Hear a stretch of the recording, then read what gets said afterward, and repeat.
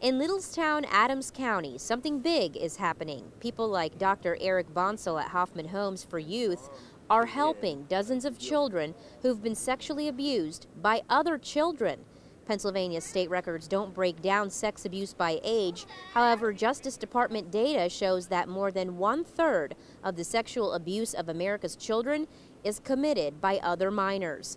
Dr. Bonsall says 80% of all juvenile boys and girls have at one time been victims of sex abuse. Then there's a biological and psychological explanation. Again, an effort to master the abuse or to control the abuse, because when it happened to them, it was an uncontrolled thing that happened to them. By abusing someone, it's almost their effort to rework it, rework the abuse and master the abuse. And at least I'm in control now of that abusive situation that's occurring. Dr. Bonsall says the younger the child victim, the more likely it is that the perpetrator is a child. Juveniles are the offenders in 43% of assaults on children under age 6. 14% of these offenders are under age 12. Appreciate the help. Thank you. Bye-bye. In Dauphin County, Chief Deputy District Attorney Sean McCormack also has plenty of files on these cases. I was just reviewing a case just before you came in here, which was a juvenile accused of molesting other juveniles, and there is a lot of those cases. Experts say they don't think that child-to-child sex abuse is increasing. They say it's been significantly underreported. Until now, they say more people are coming forward, especially after a jury convicted Jerry Sandusky of child sex abuse. If these kids don't get the help early, it's highly likely they'll go on to abuse more children and start racking up a long criminal history at a very young age. Starting this December, a new Pennsylvania law will require children 14 years or older who've been convicted of certain sex crimes to register with the state police as sex offenders for the rest of their lives. But they won't be listed on the Megan's Law website unless that child is considered a sexually violent predator. Heidi Getzy's history working with these kids started more than a decade ago when she worked for the FBI. She says education is a big tool that's lacking in schools today.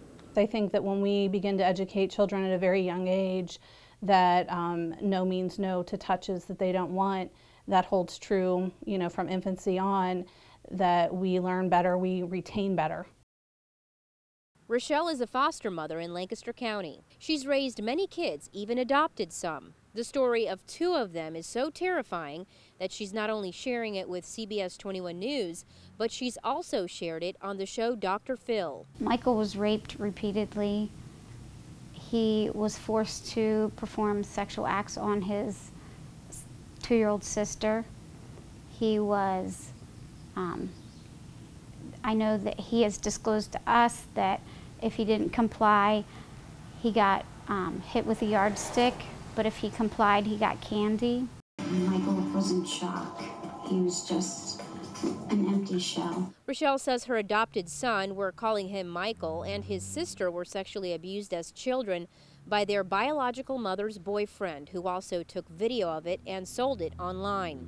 He was caught and put behind bars. Michael and his sister were taken in by Rochelle and her husband. They put the brother-sister in therapy and did everything they could to help the siblings recover, but it appeared as though Michael, only 10 years old at the time, once a victim, became the offender. As he started approaching puberty, we saw some changes in him, and we saw him starting to isolate his sister. He started isolating younger children that were around him. Michael later confessed to sexually abusing other children as well as his sister. A lot of tearful nights, a lot of tearful nights. Things got a lot darker for Rochelle one night when she thought she was having a nightmare.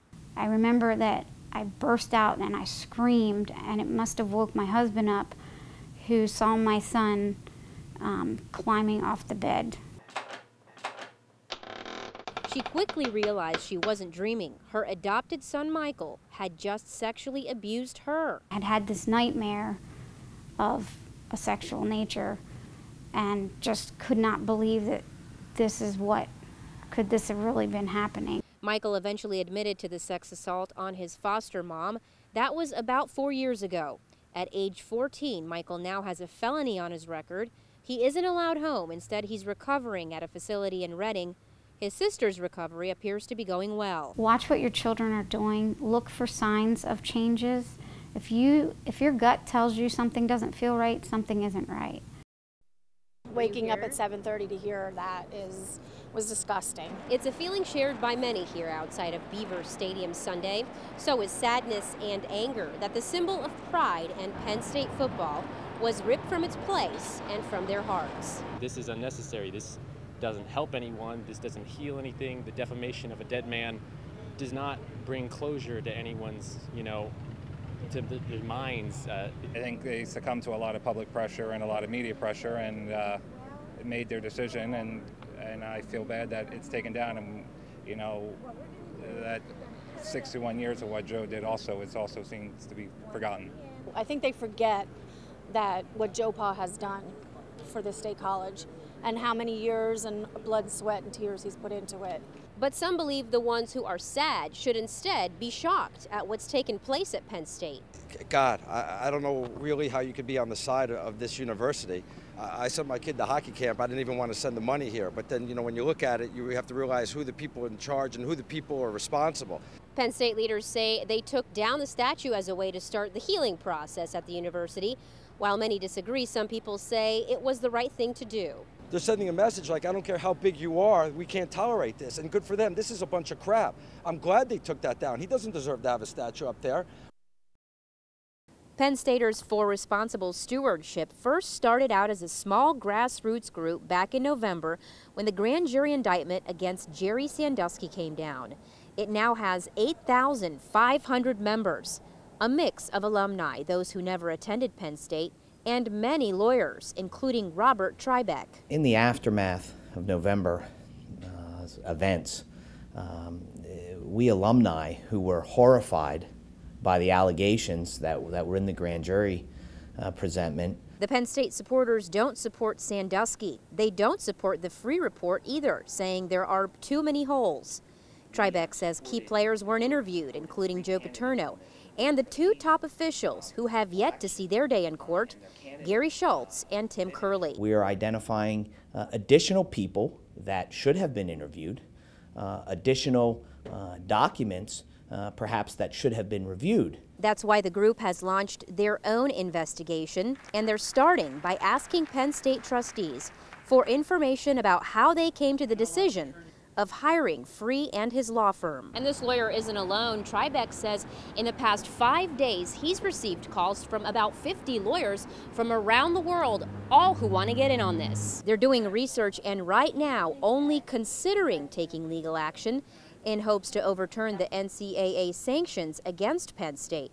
It's something these Penn State supporters had hoped the university would have done. Along the same lines of our concerns about the Free Report was Penn State's apparent blanket acceptance of it without even reviewing it for accuracy.